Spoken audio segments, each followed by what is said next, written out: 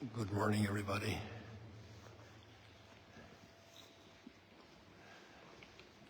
It's raining quite intensely, so there's not much point going outside in this weather.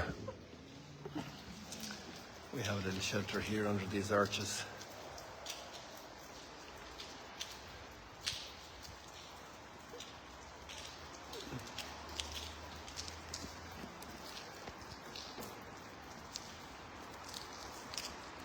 The rain is a great blessing here, and we're happy that we have it. God bless you. Thank you very much, Bob. Have a wonderful day.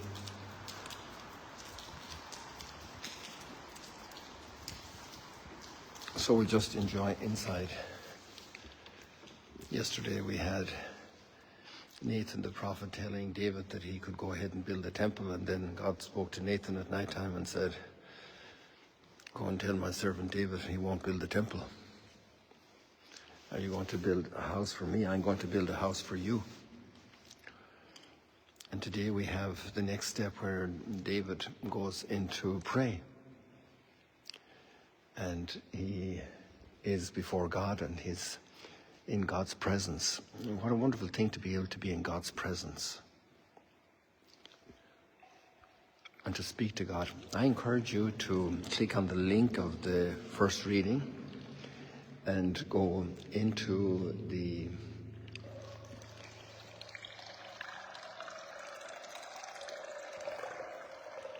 entire prayer.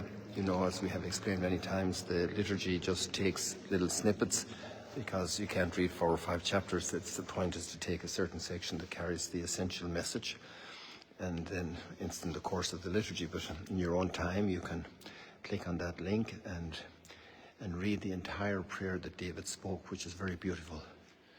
It's really a very humble prayer. It's a prayer recognizing God for who he is and recognizing the great blessing that he has given to David, to his person, to his family, to his people. And then we know later on through the prophet Isaiah that he's called to be a light to the nations. And that's a marvelous providence of God, a blessing. He always blesses us through other people. And he can bless us through other peoples. And we always have a lot to learn from others. But in this particular case, then there's a special blessing here of salvation. Jesus himself would say salvation is from the Jews. And so all of these apostles here were Jewish. And Jesus was born into the Jewish culture. And so we have, if we go to the canticles of the first chapter of Luke, where we see Zechariah praising God for his work of salvation, and we see the Magnificat where Mary is meeting Elizabeth, and they have this extraordinary exchange. And the words that are used in those two prayers, Zechariah's prayer is traditionally called the Benedictus because he starts off blessing God, "Blessed are you." And Mary's is known as the Magnificat because it starts off saying, "My soul proclaims the greatness of the Lord." And these prayers are very similar in a way to David's prayer. And they're in total continuity with David's prayer and especially with God's promise. One word, first of all, that made me smirk was when David says to God, "Confirm your promise." Now confirm your promise. That's kind of establish it again or renew it. But God doesn't need to do that. God promises once, he's promised forever. The problem is we have the problem. We are the problem. We have to confirm our promise. We have to renew our promises. Because we get tired, we forget, we're unfaithful, we break our promises. We don't keep our fidelity. We become unfaithful. And then God in his mercy lifts us up and restores us, but we are the ones that have to renew our promise.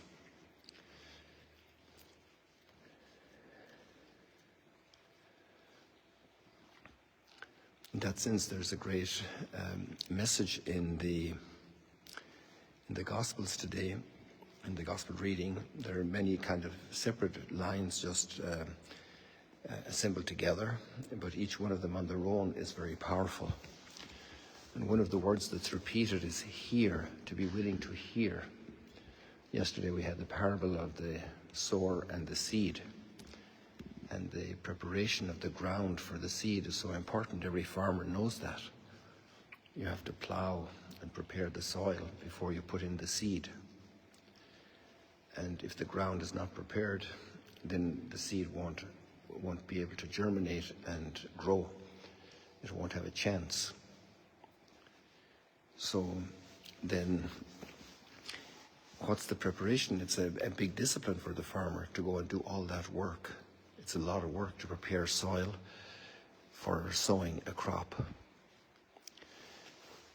And then the maintenance of it. And to hear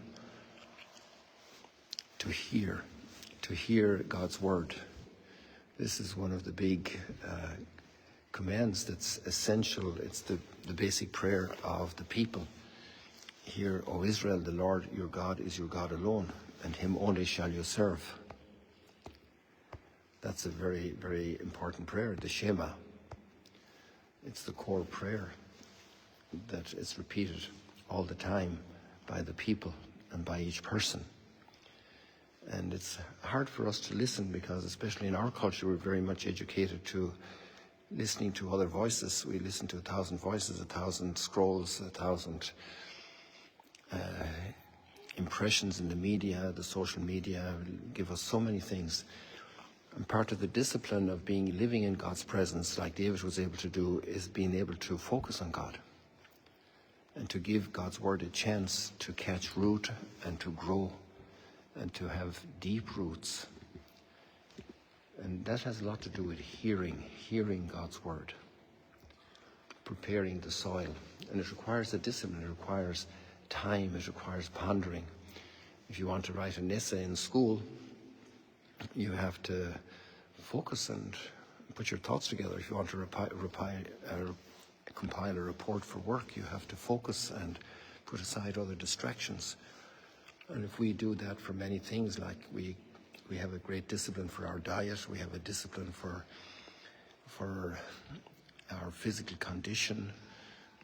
There are all kinds of apps and instructions for how we need to take care of our health. And we follow those disciplines, and particularly athletes and those who want to triumph in any area have an extraordinary discipline. And the reading today in the Gospel is very much about that decision that carries out practical behaviors that allow the Word of God to grow in our lives.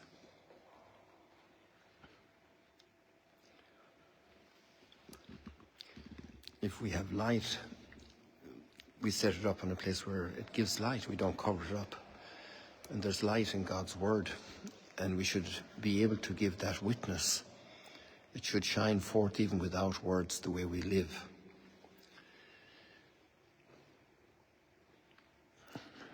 One of the words here was take care what you hear. We hear so many things.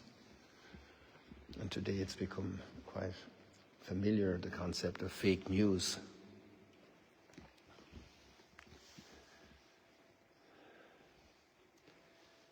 Be careful what you hear about other people, what messages people give you about the meaning of life. Be careful what you hear. And then there's another word here. The measure which you measure out will be measured out to you. So be generous. And then there's a line here that troubles some people as being unjust. To the one who has more will be given, and the one who has not, even what he has will be taken away. And I'd like to go back to David with this particular principle and look at David and how much God poured out for him. But he was always pouring out for God also. He had a great trust in God, a great familiarity with God. He was a man of prayer, singing before God's presence. And if we don't take care of our spiritual life, if we're not listening to that word, we lose it. And we have something, but we need to let it develop and grow, and God wants to bless it. God wants us to be, God loves us so much, he wants us to be abundantly fruitful. And that's possible. Today is the day to hear God's voice and start again. And give it a chance. Give it a chance. If today you hear his voice, harden not your hearts. Let the seed of God's word root in your life. This is the encouragement of the readings today. Watch out what you hear. Make sure you're listening to God's word and that's the primary voice in your life. And then give it a chance to grow and bear root, to develop roots and to bear fruit. So that little we have will continue to grow into more and more and more. People, God bless you. May you be filled with God's love and grow in his love and be blessed forever. See you later, alligators.